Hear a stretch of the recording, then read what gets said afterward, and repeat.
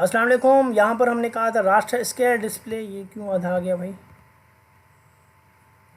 लो क्या आधा आ गया, क्यों आधा आ गया? ठीक है, तो ये था रास्टर स्कैन डिस्प्ले। इमेज और पिक्चर को रिप्रेजेंट करेंगे कि अगर रास्टर स्कैन का डिस्प्ले हमें दिया जाए, हमें मॉनिटर दिया जाए, तो हमें जो तस्वीर है वो कैसे रिप्रेजेंट होगी। तो भाई अगर हमारे पास रास्टर स्कैन पे जो बीम पड़ेंगे, क्योंकि ये मॉनिटर ही है, तो जहाँ जहाँ बीम पड़ेंगे वहाँ हम कहेंगे कि ये बीम जो है ऑन है। जहाँ बीम मतलब लाइट नहीं होगी, जहाँ पर डॉट नहीं शो होंगे, तो डेफिनेटली क्या होगा, हम कहेंगे वो वहाँ पर जो है वो बीम की जो है वो ऑफ मोड पर है, ऑन मोड पर नहीं है। ठीक है, तो ये जो जहाँ पर रेड पड़ा, ब्लैक पड़ा हुआ है, तो ये क्या हो गया भाई, ये हो गया ऑन। और अगर जहाँ पर नहीं पड़ा हुआ, जो रेड साइन में दिख रहा है, वो क्या हो गया, ये ऑफ हो जाएंगे। सही होगा ना? और अगर ये मैंने भर दिया तो ये भी ऑन ही कहलाएंगे। ठीक, तो जहाँ पर हमारे बीम पड़ने वाले हैं, जैसे यहाँ पर पढ़ते पढ़ते गए तो ये हो जाएंगे ऑन, और फिर ये वापस आएंगे यहाँ पर। ठीक है, जो भी स्क्रीन पर ये डॉट पड़ जाते हैं यहाँ पर, तो ये वापस इस पे शुरू से स्टार्ट होते हैं।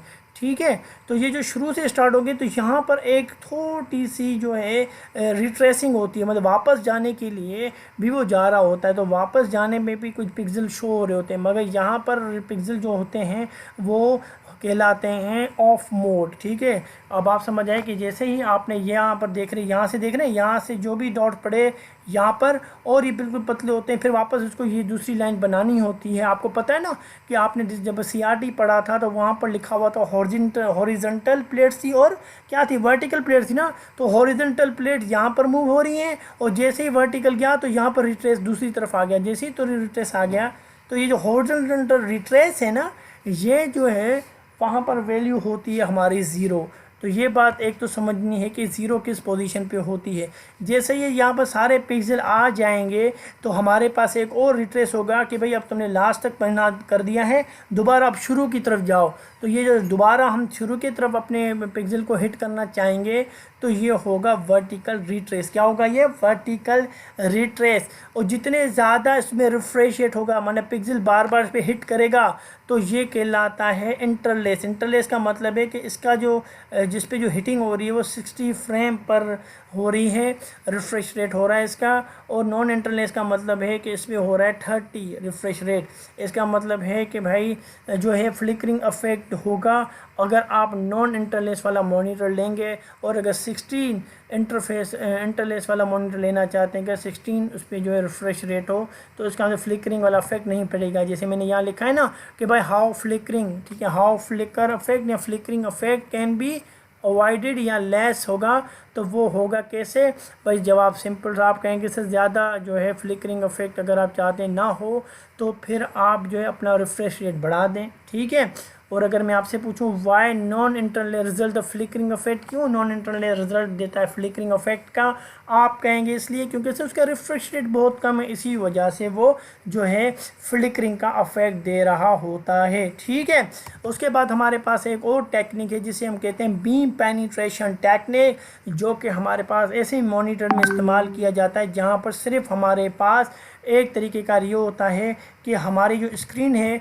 उस पर चादर चढ़ाई जाती है, जैसे फॉस्फोरस स्क्रीन होती है ना, तो यहाँ पर हमारे पास जो चादर है वो जो हम कहेंगे जो इसके लिए कोटिंग की गई है वो रेड को कोटिंग की गई है और ग्रीन को कोटिंग की गई है। और जैसे ही यहाँ पर बीम आता है तो बीम को 3 तरीक़ों में डिवाइड किया है कि अगर बीम जो है हमारे पास वो हाई है, बहुत स्पीड से आ रहा है इलेक्ट्रॉन, तो कलर जनरेट होगा ग्रीन। क्या होगा? ग्रीन होगा। मैंने क्या कहा? अगर बीम फास्ट होगा तो ग्रीन रिप्रेजेंट होगी स्क्रीन पर, और अगर स्लो होगा तो रेड शो होगा। क्या मैंने कहा?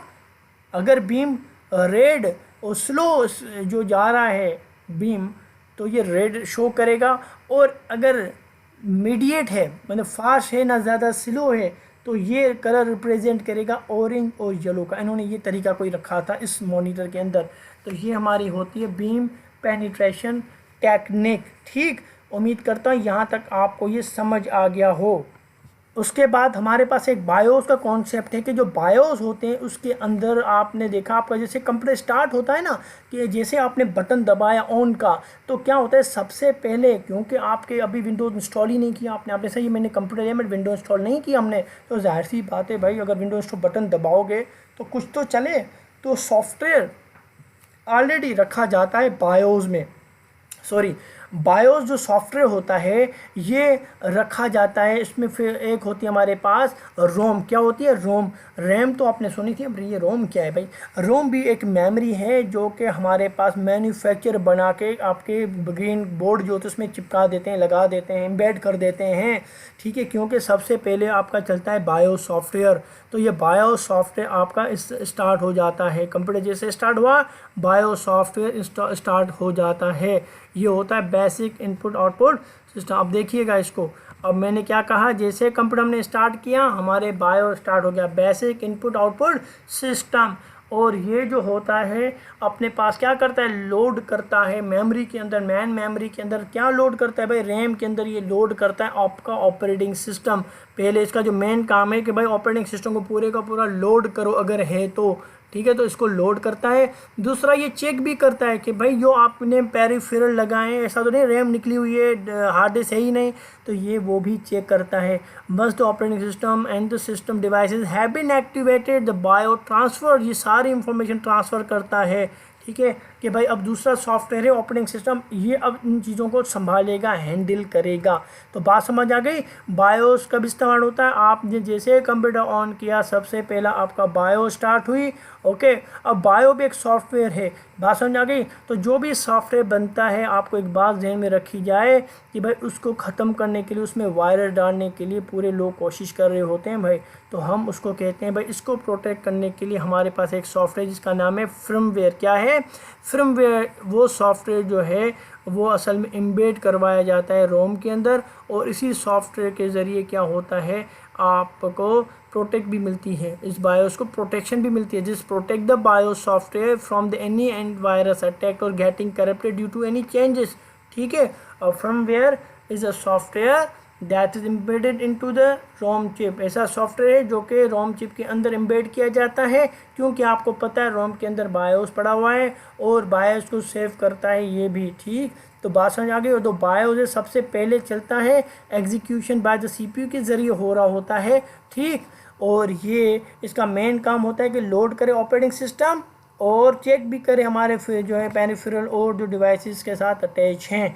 तो यहाँ समझ आ गया ये फंक्शन है भाई कि क्या क्या इसके फंक्शन है, वो पढ़िएगा इसके अंदर कि बायोस का स्टार्टअप करना, ठीक है, स्टार्टअप द बायो प्रोग्राम को देखो सीपीयू क्या करता है, जैसे ऑन हुआ, जैसे बटन दबाया सीपीयू स्टार्ट हो गया, बूटिंग स्टार्ट कर दी और कॉल करता है कि बायोस प्रोग्राम को स्टार्ट किया जाए। जैसे बायो स्टार्ट होता है अपना वो बूटिंग मतलब स्टार्ट करता है, चेकिंग करना स्टार्ट करता है कि अगर कोई ऑपरेटिंग सिस्टम हो जल्दी से मेमोरी के अंदर लोड करूँ, और वो साथ साथ चेक भी करता है कि रैम कीबोर्ड भी क्या कहते हैं रैम अटैच है नहीं है, रैम ऐसे हो ही ना, तो लोड किस में करेगा, तो वो लोड करने के लिए रैम को भी चेक करता है। बात समझ आ गई। उम्मीद करता हूँ यहाँ तक आपको समझ आ गया होगा। अपना ख्याल रखिएगा, बताइएगा मुझे जो है कमेंट सेक्शन के अंदर। Thank you.